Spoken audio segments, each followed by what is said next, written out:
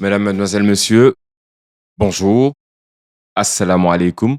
Bienvenue dans Dakar Creative Talks, le podcast qui explore et célèbre la richesse créative du Sénégal. À travers des conversations inspirantes, nous plongeons dans les esprits créatifs qui façonnent la culture, l'art, le design et bien plus encore à Dakar. Préparez-vous à découvrir des histoires captivantes, des idées novatrices, car c'est ici que la créativité s'exprime, c'est le Dakar Creative Talks, avec comme invité aujourd'hui Ibrahim Ndom, plus connu sous le nom de Papa Iceberg. Salam alaikum. Alaykoum salam. Merci d'être sur ce plateau aujourd'hui avec nous. L'objectif est d'explorer avec Ibrahim Ndom aujourd'hui le stylisme, la mode et l'audiovisuel, car ces secteurs sont des secteurs qui ont créé une pluridisciplinarité qui n'est pas évidente. Aujourd'hui, nous allons essayer d'en parler et explorer le monde du stylisme, de la mode et de la production audiovisuelle avec Ibrahim Ndom, a.k.a. Papa Iceberg. Kan mooy Ibrahim Ndom, qui est Papa Iceberg? Ibrahim Ndom, il est né à Thiès, il a grandi à Thiès, il a passé 18 ans là-bas. Il est venu à Dakar pour faire ses études à la base. Et après, il est sorti des salles de classe pour rencontrer d'autres créatifs qui, comme lui, sont sortis de leur espace, de leur milieu naturel, et pour se rencontrer. Et à Dakar, Papa Iceberg est né. Il a commencé à s'exprimer devant la caméra. Naturellement, il s'est intéressé à ce qui se passe derrière la caméra. Donc, ouais, Ibrahima, il est de Thiès et Papa Iceberg, il est né à Dakar. Oh, ok. Yeah. Ok. Donc, il y a la personne de Ibrahima qui est né à Thiès et il y a le personnage de Papa Iceberg qui a vu le jour à Dakar. Mhm. Aujourd'hui, il y a différentes personnalités pour différents univers parce que tu as évolué dans le stylisme, la mode, les costumes, Mhm. l'audiovisuel, le mouvement à travers la danse. Aujourd'hui, c'est une pluridisciplinarité qui est quand même assez forte. C'est un processus créatif qui est particulier. Donc, comment est-ce que tu le vis en tant que créatif? Je pense que le simple fait de vouloir être pluridisciplinaire, Mhm. comme les gars ils disent, ragal lu ko def quoi, c'est une réalité. Mhm. C'est une réalité, c'est plusieurs ouvertures, c'est plusieurs domaines qui demandent des compétences, qui demandent des connaissances, qui demandent une interconnexion aussi. Mhm. C'est ce que je recherche entre tous les domaines qui m'intéressent. Mhm. Que ça soit les habits, que ça soit le textile, que ça soit le mouvement, que ça soit le design expérimental, que ça Mhm. soit aussi la captation, les captations d'images ou de vidéos. Parce que par rapport à tout ce qu'il y a à exprimer, tout ce qu'il y a à raconter, tout ce qu'il y a à mettre en valeur, personnellement, en tant que créatif, je sais que j'ai besoin de plusieurs éléments pour pouvoir voilà, raconter ou bien présenter mes productions. Quelles étaient tes motivations initiales pour intégrer ce domaine? L'audiovisuel, je veux dire. Hmm.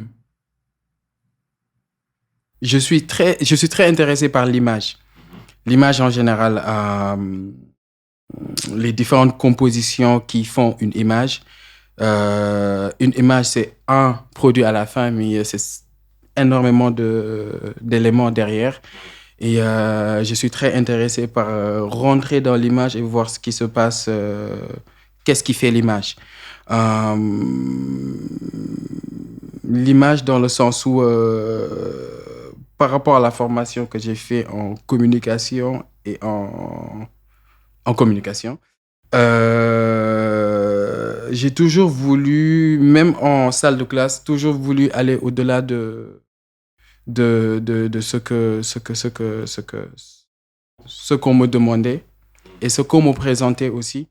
Le professeur, il rentrait en classe et il me parlait de, par exemple, comment vendre cette pièce-là, ces paires de lunettes. Ces paires de lunettes, c'est un produit devant moi et on essaie de me le vendre. Maintenant, moi, j'ai 50 000 questions qui me tournent autour de la tête, à savoir c'est quoi, je suis très abstrait, c'est quoi l'énergie qui tourne autour de ce que tu es en train de me vendre, d'où ça vient, c'est quoi son parcours Quelle jusqu'à est ce que je... l'histoire qu'il y a derrière? Quelle est l'histoire qu'il y a derrière. Donc, ouais, c'est par souci de raconter des histoires basées sur des faits réels, Que tu t'es retrouvé à combiner ces différents en plein dedans, filières. ouais. Ok. Aujourd'hui, explorer ces motivations, je veux dire, explorer tes différentes motivations euh, pour intégrer ces domaines, c'est ce qui t'a amené à ça. Mais comment est-ce que tu intègres le stylisme dans la production, par exemple? Parce que imaginer le faire, c'est quelque chose. Le faire, c'est autre chose. Quel est ton process? J'ai toujours, mais vraiment toujours, même à Thiès, joué avec les habits. Collectionner des habits de mes parents, des personnes qui m'entourent. J'ai toujours fait ça. À Dakar, j'ai trouvé les différents marchés qui pouvaient me permettre d'aller prendre ces matières-là. Et autour de ces matières-là, dans une démarche d'archivage, je collectionne les pièces-là et je récupère toutes les informations qui tournent autour de la pièce De et la je la logique de garde. Wakanda. Oui. Donc, au Wahande, c'est cette partie partie de mon travail où on documente, on archive et on travaille avec les vêtements et on les intègre dans la production. Donc, il y a une recherche historique qui est là. Il y a une recherche et quand on arrive dans une production, on arrive avec nous des éléments matériels, mais aussi des connaissances immatérielles qui tournent autour des éléments, de la ressource qu'on a et par rapport aussi à la direction du projet dans lequel on travaille. Donc là, tu n'es plus en fait que sur du produit, tu es sur du produit, de l'histoire, du vécu, de la technicité La et transmission du aussi. storytelling et de la transmission. Oui. Ok. Euh, Est-ce que ça a un réel impact? Oui. Ça a un impact parce que la restitution aujourd'hui, pour nous, c'est un besoin.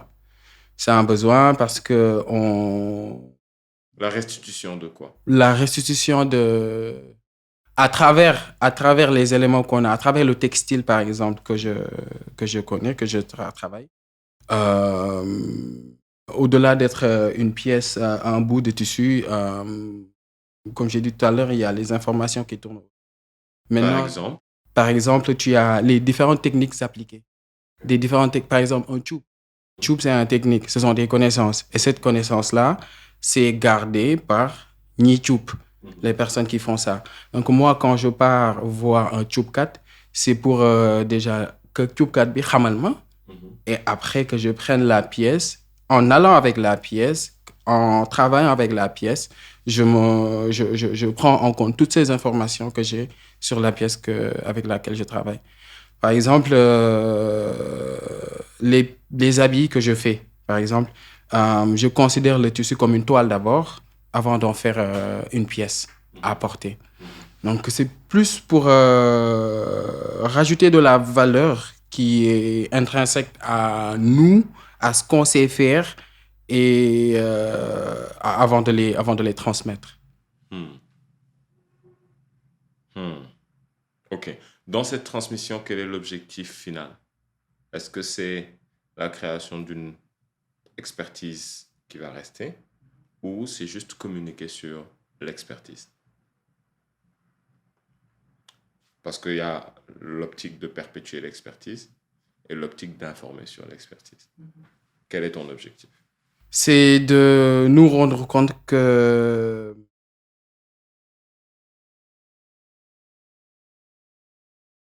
quand on travaille en collaboration avec des personnes qui détiennent des savoirs, ces savoirs-là, moi personnellement, en tant que créatif autodidacte, moi personnellement, j'en ai besoin. Donc, ça m'aide à évoluer.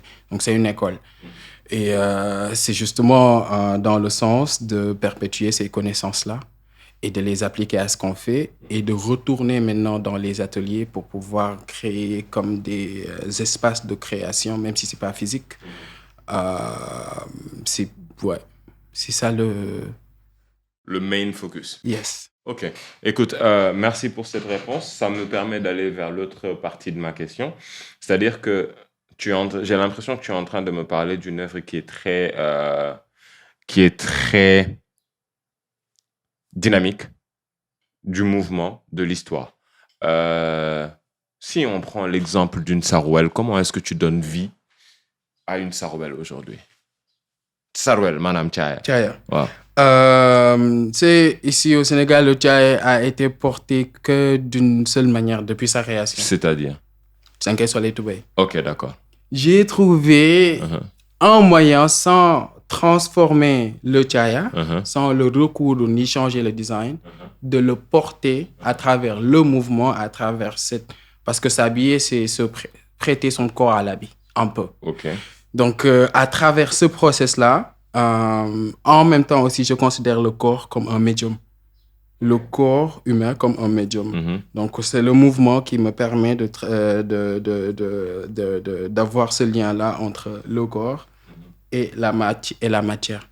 Donc, le Tchaya, aujourd'hui, qui est très conventionnel au Sénégal, qui a comme une sorte de symbolique autour de la virilité masculine et de l'effort fourni, j'ai trouvé, en réinterprétant la manière dont le Tchaya a l'habitude d'être porté au Sénégal, de le transposer, de le transmettre à la femme en changeant juste la manière de porter.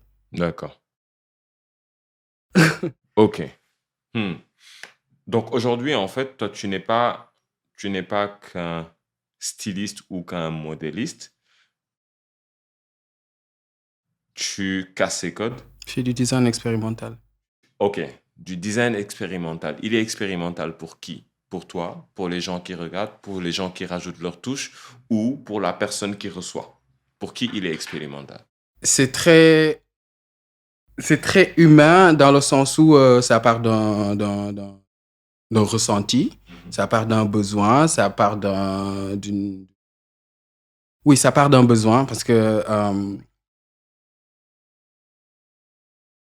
j'ai comme un peu étudié la manière dont on s'habille au Sénégal, de manière traditionnelle, encore une fois, conventionnelle. Et par rapport à là où nous allons en termes de génération, par rapport à la direction qu'on a prise, comment prendre ces pièces-là et les transposer ou bien leur offrir une autre perspective pour nous, pour qu'on les porte d'une manière nouvelle. J'entends une perspective où on laisse les autres apprécier. J'entends une perspective où on construit sur la base des idées des autres et notre vision. J'ai aussi entendu quelque chose de très conservateur. Parce que quand tu me dis que le projet de ton entreprise s'appelle Wakhandé, quelque chose qui est ouvert, qui conserve et qui est fermé après, et souvent caché. Il y a de la contradiction en fait. Est-ce que c'est cette contradiction qui est le mouvement? Wakhandé, c'est un contenant, right? De base, c'est une mallette. C'est là-bas où tu gardes des pièces qui te tiennent à cœur, si c'est pas un bout de tissu, si c'est pas un habit, c'est une photo ou bien des morceaux de vie. Et parfois tu l'ouvres, c'est pas fermé tout le temps, parfois tu l'ouvres pour y retourner et dig, and then ce que tu as gardé là-bas, en tout cas, ça a de la valeur. Et cette valeur-là, tu vas voir comment tu peux transposer cette valeur-là dans ce que tu fais maintenant, aujourd'hui. Donc, Wakanda, c'est une bulle, en fait. C'est un bibliothèque. Ok. C'est un peu un bibliothèque qui fait de l'archivage, qui fait de la documentation et qui utilise les habits comme moyen d'expression. Donc, Wakanda se positionnerait comme la bibliothèque de la mode. D'accord. Aujourd'hui, on a fait une petite digression à travers Wakanda, mais ça nous a permis de comprendre un peu la multidisciplinarité et surtout le côté historique de la mode et du stylisme sur ton point de vue. Euh, pour moi, il y a des influences qui sont réciproques, que pratiquent la mode et le stylisme sur l'un et l'autre, la mode et le stylisme sur la production audiovisuelle. Aujourd'hui, comment les tendances visuelles peuvent inspirer le stylisme? Le stylisme, est une domaine. Et une domaine comme la photographie, comme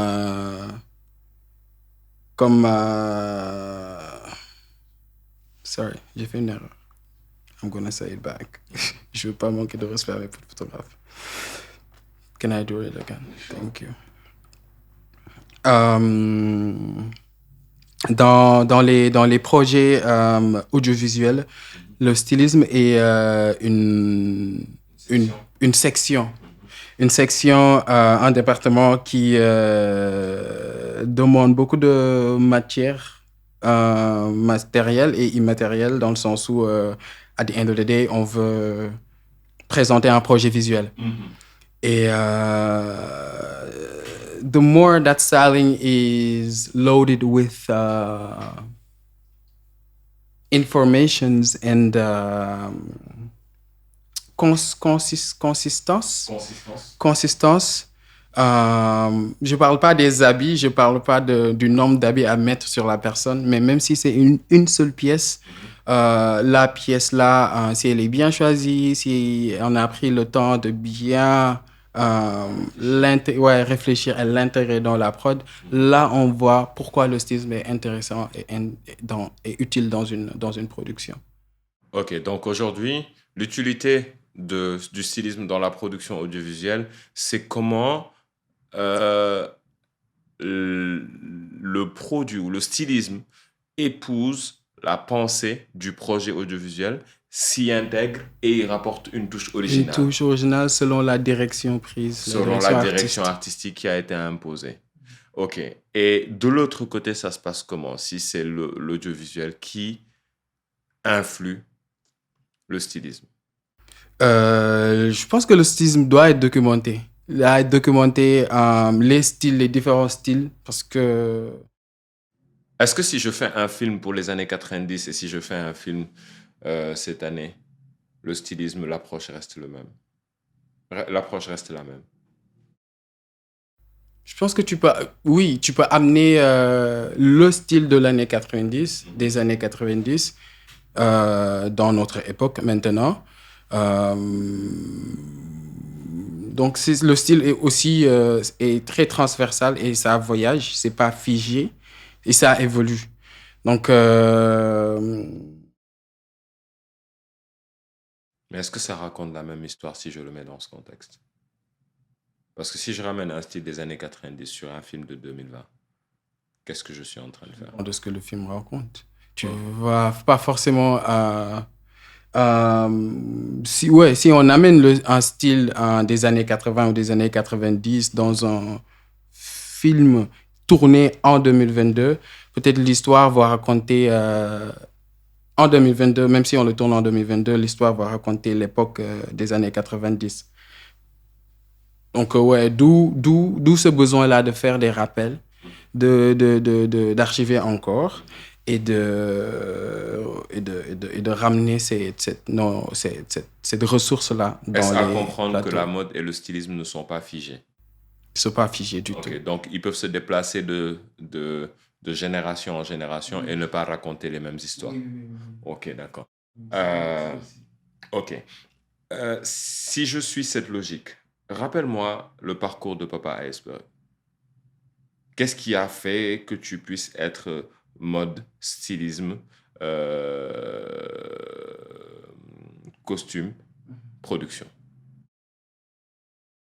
Ça s'est passé de manière organique, je dirais. Quand je suis venu à Dakar en 2014, j'ai rencontré Sely Rabekan, puis Djibril Dramé, puis des artistes qui ont la même âge que moi à cette époque. Et on s'est rencontrés lors des photo walk qu'on faisait.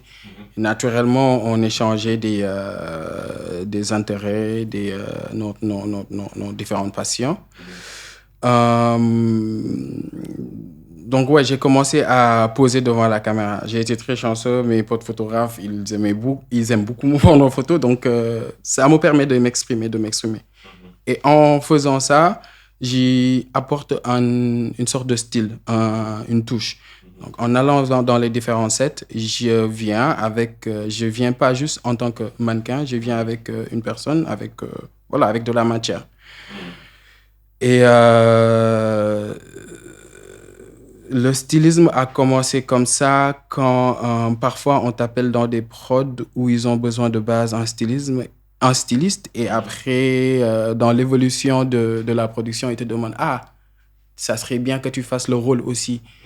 Donc, il y a des productions où à la fois je suis devant et derrière la caméra.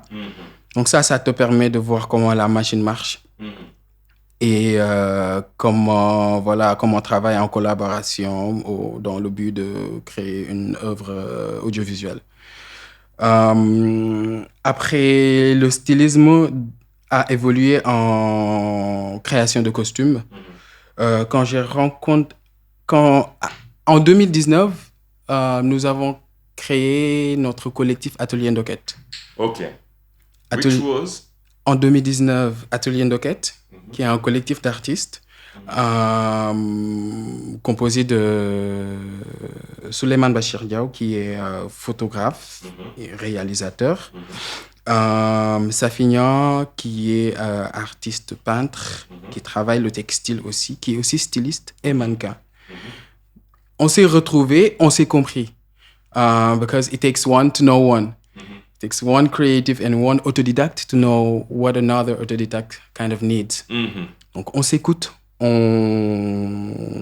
Naturellement, on se partage des liens intéressants qu'on a vus qui parleraient à toi, à ce que tu fais. Donc, on travaille ensemble on est un collectif, mais on travaille sur des œuvres uniques. C'est-à-dire qu'on travaille selon les sujets qui nous intéressent, selon la direction prise. On travaille sur une œuvre collective du nom d'Atelier Ndoket. Là-bas, c'est l'école. OK. C'est là-bas où on se forme vraiment aussi. Après, on sort, on rencontre les différents artisans dans leurs différents ateliers.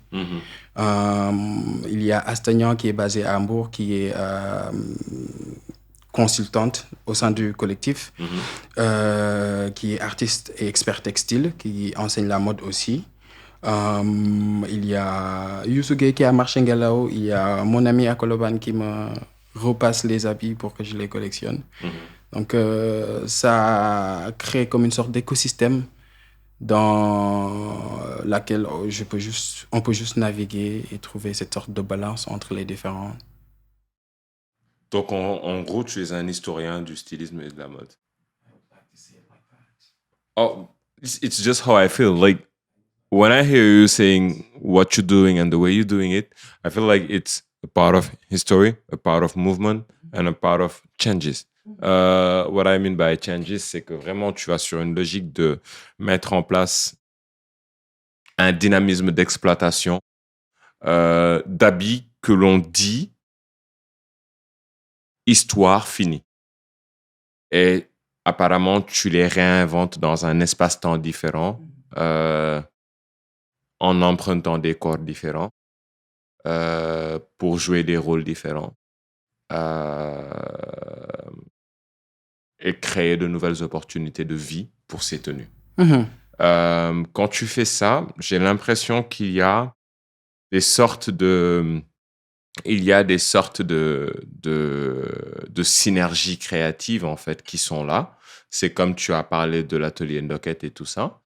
J'entends, en fait, des synergies créatives Mhm. qui se créent, qui Mhm. s'ouvrent. Est-ce qu'aujourd'hui, il y a des grands projets sur lesquels tu as travaillé où les synergies créatives se sont rencontrées comme ça, à part l'atelier Ndoket et la collaboration avec Célera Bicana? Tu fais des grosses productions avec des grosses entreprises. J'ai eu la chance de recevoir, parce que je suis basé ici, de faire partie de productions internationales, Mhm, c'est-à-dire des productions qui viennent d'ailleurs et venir faire leur production ici. mhm.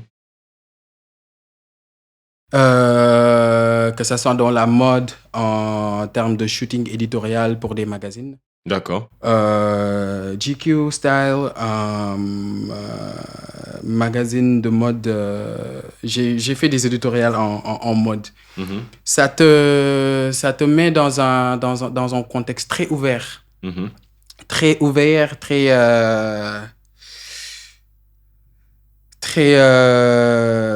très fort, où tu as l'opportunité de venir avec tes ressources mhm. et les partager pour après que ça soit bien documenté, pour que ça soit lu ou vu à travers le monde. Euh, j'ai fait beaucoup cette partie de production internationale-là dans la mode. Mhm. Dans le commercial aussi, j'ai fait des publicités. La pub de la CAN était intéressante. Mhm. Euh, les projets artistiques où j'ai prêté mon corps aussi, c'était intéressant. OK. Parce que dans ce sens-là, tu engages avec le sujet. OK. Tu engages avec le sujet que l'artiste apporte et que tu prêtes ton corps, mais en même temps, par discussion, tu vois comment tu pourrais l'aligner aux réalités Mhm. ici pour que ça soit moins exploiting. I don't know how to, for lack of better words. Oh, ok. Donc, en fait, il y a cette logique de créer un univers où on sort de la routine, où on raconte quelque chose de créatif, où on raconte des histoires, où on fait vivre aux gens leur routine de façon différente.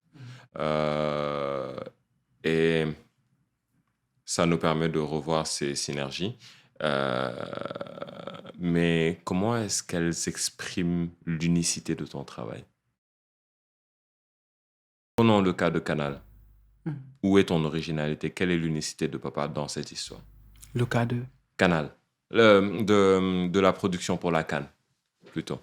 Quelle est l'unicité de Papa Iceberg dans cette production? Qu'est-ce que tu as ramené? Quelle est la touche originale de Papa Iceberg? Lors de cette publicité qui était pour la Coupe d'Afrique de 2018, if I'm not Si je ne me trompe pas, mistaken. c'est la publicité où on vous a vu dans un atelier de coiffure, où il y a eu Couture, beaucoup où de ouais. couture, ouais, ok. Ouais. Alors, de base, justement, c'était un homme plus âgé qui devait faire le rôle, qui était cassé pour le rôle. D'accord. Quand la production est venue, ils m'ont vu en train de faire mon travail de styliste Mhm, dans le bureau. Naturellement, pour le rôle, c'était un rôle de styliste. mhm. Donc, naturellement, ils se sont dit, bon, ouais, on va pas chercher loin. On va pas chercher loin. Ils m'ont pris pour me mettre devant la caméra en même temps. Mhm, Donc là-bas, tu es en plein dans l'histoire parce que tu sais le script, mhm, tu sais ce dont ils ont besoin vraiment pour le jeu et pour les habits. Et les habits, les costumes ont été réalisés en collaboration. On a fait appel à By Soleil, Bulldorf, Ok. pour qu'il fasse une grande partie de One of the la... craziest men on Yes, earth. yes. Une grande partie du costume design. Et moi, dans la coordination, entre les the main characters and the crowd, comment créer un synergie, comment créer un lien pour que le film soit digeste aussi. Donc oui, c'est un rôle, mais en même temps, c'est une responsabilité. C'est une responsabilité de faire partie de la direction d'un projet audiovisuel.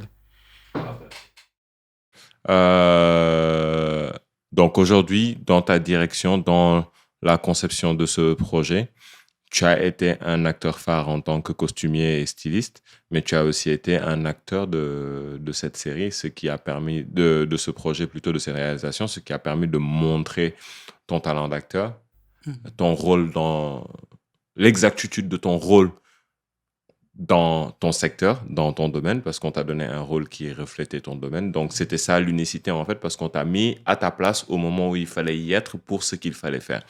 So, tout cela dit, on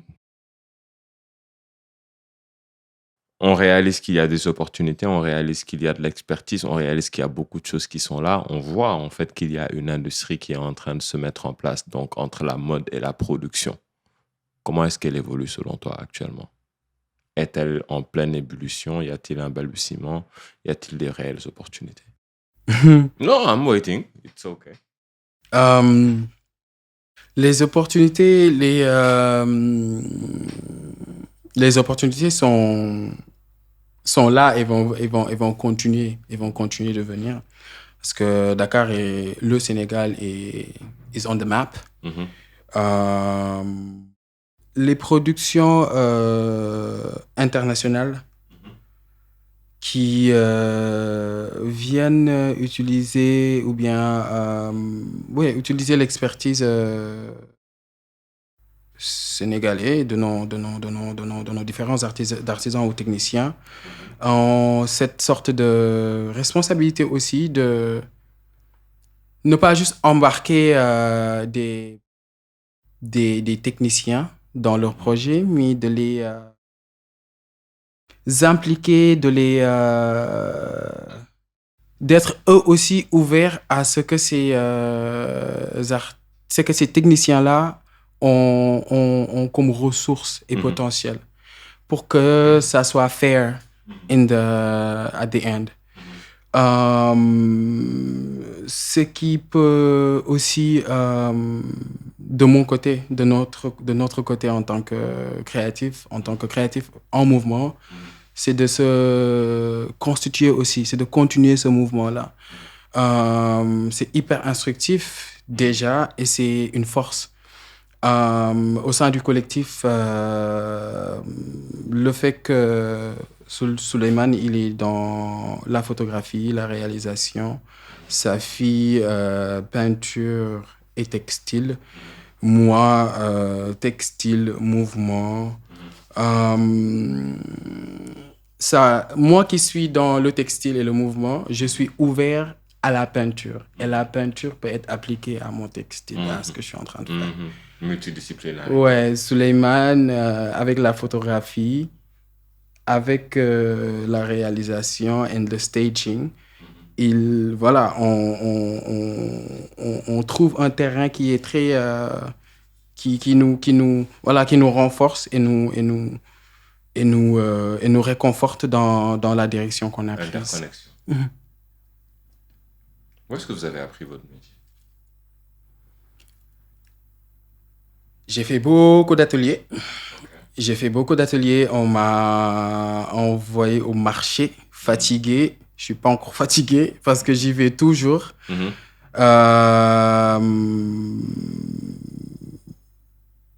Avec les autres aussi, les autres artistes dakarois aussi.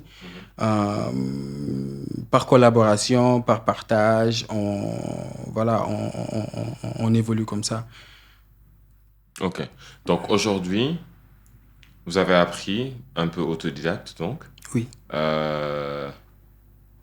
Comment est-ce que vous vous en sortez pour une communication internationale? Parce qu'un autodidacte, il connaît beaucoup son process. Oui. Et le process international, c'est pas son process impérativement. Comment est-ce que vous faites pour maîtriser le process international? C'est de la formation, c'est quoi les process que vous avez? Quand je dis vous, c'est toi et toutes les personnes qui sont autour de ce secteur que tu connais, avec qui tu as travaillé et qui sont autodidactes. Ouais. J'ai eu à faire des formations. J'ai eu à faire des formations, des ateliers. J'ai eu aussi la chance d'avoir fait des résidences. Au sein du collectif, on a fait une résidence de 3 mois à la Cité internationale des arts à Paris. C'était notre première résidence. Oui, c'était notre première résidence après notre projet Docket Session. Et là-bas, on est rentré en studio avec une série de photos des tissus. Et dans les 3 mois, on a, de manière expérimentale, su ce qu'on allait faire de la série de photos et de la matière textile qu'on a eue.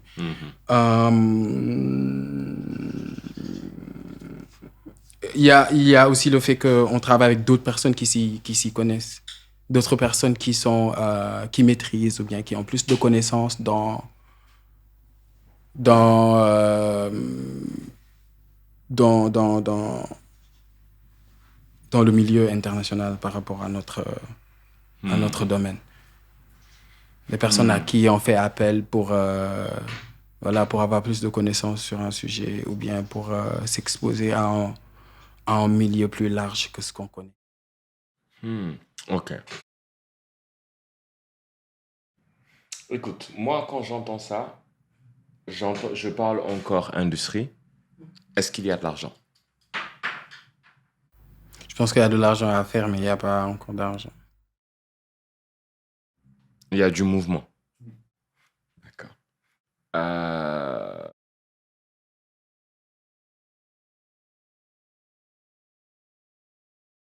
Vu que cette industrie est installée, qu'il y a de la valeur à créer et qu'il y a des normes créatives qui sont là et les attentes du public,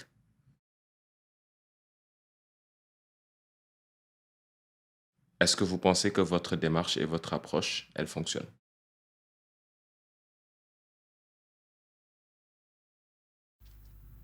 Dans des domaines, dans le stylisme, ça fonctionne, c'est pratique. En même temps, on se donne le terrain, on se donne l'espace et le temps pour pouvoir évoluer avec whatever that we want to work on. Ok, donc it's a work in progress. It's such a work in progress. And ouais, dans certains domaines où on a besoin de toi pour un truc comme une commission, tu peux venir et faire ta commission de styliste ou bien de directeur artistique ou bien de direction de mouvement ou bien voilà, une commande quoi. Ok, donc c'est du mouvement, c'est de l'histoire, c'est de la recherche, c'est de la création, c'est de l'originalité. C'est un process qui est en cours, ça s'applique à tout ce qui peut être exécuté d'un point de vue visuel, que ce soit de la photographie, que ce soit de l'image, que ce soit un défilé, que ce soit de la vidéo. En tout cas, tout ce qui est physique et en déplacement ou en mouvement peut être intéressé par cette histoire racontée à travers le tissu, à travers les tenues, à travers le stylisme, la mode et les costumes. C'est bien cela? Ok. Un conseil à donner aux gens qui se lancent dans le stylisme, la mode et les costumes?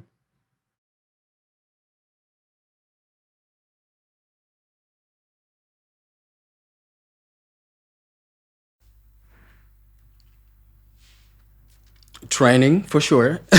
Training, for sure. First of all. Ouais, parce que les costumes, c'est à faire et c'est très manuel. Ça peut être intuitif, mais en même temps, c'est très technique.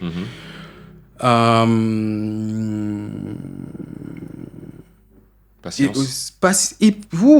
Oh yeah, patience, for sure. Parce que rien n'est promis à personne ici. Et Pas seulement ici, c'est partout. c'est ouf.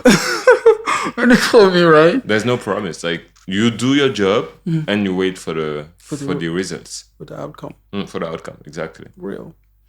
Ouais, et aussi savoir que on a de la matière qui a énormément de valeur. Donc, ne pas juste venir et voilà, prendre, mais considérer ce que tu prends aussi. La valeur. La valeur. OK. Et de continuer aussi, not to ever stop, honestly. Honestly, not to ever stop. Not to ever stop? You think that people should fight? That people should keep going. And people is me. Moi, je parle pour moi. Parce que, ouais, c'est pas un truc linéaire. C'est pas un truc où c'est comme ça. C'est nit mo kay def. Il faut nit là, quoi. and nit matul, so c'est à faire considérer que comme école rek. Yeah. Bah, écoute, merci beaucoup en tout cas pour ces réponses qui, pour moi, sont bien précises. Malheureusement, je vais faire ce que je n'aime pas trop, c'est je vais mettre un terme à cet échange. You're rapping.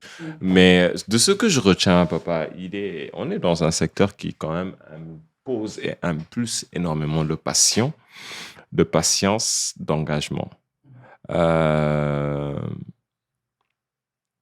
Entre le stylisme, la mode et l'audiovisuel. Est-ce que tu penses faire carrière dans l'audiovisuel en tant que costumier? C'est quelque chose que je peux vraiment faire. Oui. Est-ce que ça t'intéresse? Oui, ça m'intéresse. Ça m'intéresse beaucoup. Je suis en process de création de costumes, de création de pièces.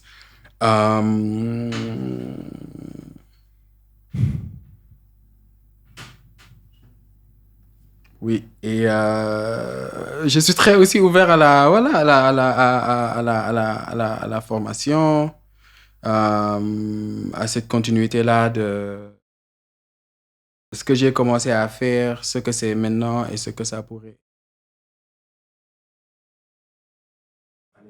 Mhm. Donc, les costumes, oui, les costumes m'intéressent.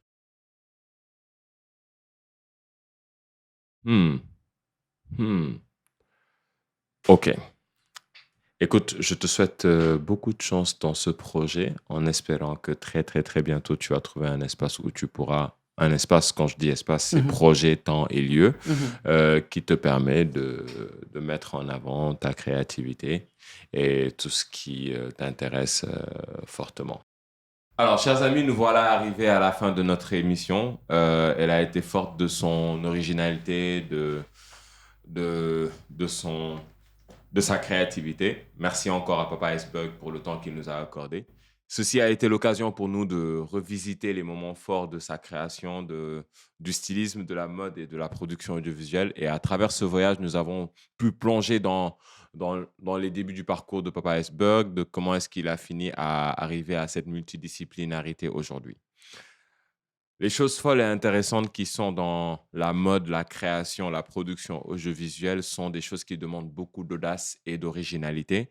Il faut aussi savoir saisir les bonnes opportunités parce que c'est celles-ci qui nous enrichissent mutuellement et nous permettent de mettre en avant notre créativité qui n'a pas de frontières. Car oui, c'est la leçon précieuse que nous a laissé Papa dans cette histoire.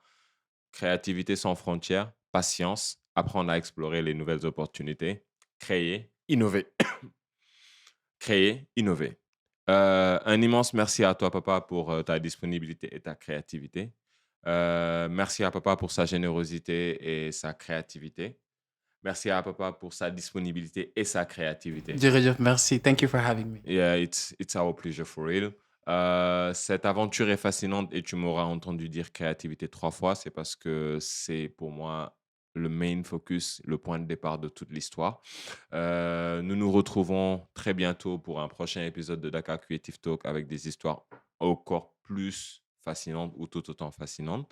Je remercie mon équipe, Ahmed à la réalisation, Fazepi au son et moi-même, Minus, votre serviteur pour le meilleur du Dakar Creative Talks. En attendant, chez vous, dans votre salon, dans le confort de votre voiture, dans le stress du bureau, n'oubliez pas de prendre quelques minutes d'écouter un Dakar Creative Talks. Ça permet toujours de stimuler la créativité. Assalamu alaikum et à très vite à tous. Djadjeuf.